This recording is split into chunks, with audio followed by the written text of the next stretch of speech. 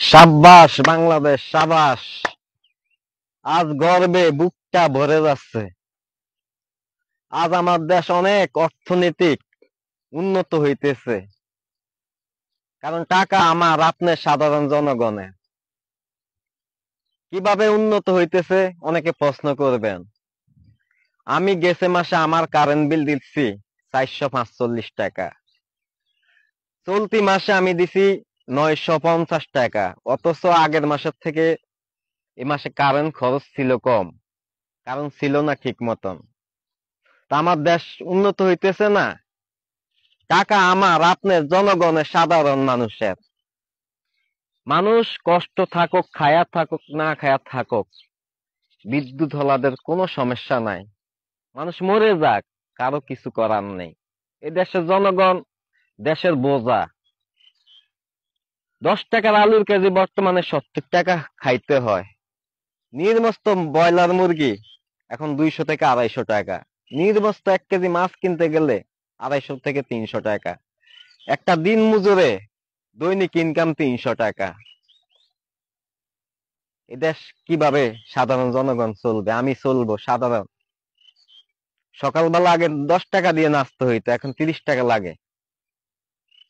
আমার আপনার কথাগুলা, সাধারণ জনগণের কথাগুলা কে বলবে, প্রকাশ করবে? আজকে আমরা জনগণ, সাধারণ জনগণ জিম্বি হয়ে আছি। বুকে অনেক কষ্ট, মুখ খুলে বলতে পারছি না। আরে ভাই, কিসের ভয়? আপনি দুনিয়াতে এসেছেন 2 দিনের জন্য, চলে যেতে হবে। আজকে আমি আপনাদের সামনে ভিডিও বানাইতেছি, দেশের 2টি কথা বলতেছি, অনেক বুকে কষ্ট। কে শুনবে? দেশের বড় বড় সুশীল সমাজ দর্শকের উদ্দেশ্যে টিভিতে টক শো করতে আসে কখন জানেন? রাত 12টায়। তখন অঞ্চলের মানুষ, গ্রাম অঞ্চলের মানুষ 10টা বাজে শুয়ে যায়, সারাদিন কর্ম করে, পরিশ্রম করে। তখন তারা টক শোতে এসে বড় বড় লেকচার দিতেছে। দেশের মানুষ বেহেশতে আছে। আমি বলবো, যারা বলেন, সাধারণ মানুষের কাছে হেঁটে যান, প্রতিটা বাজারে যান, দেখেন দেশের পরিস্থিতি কি।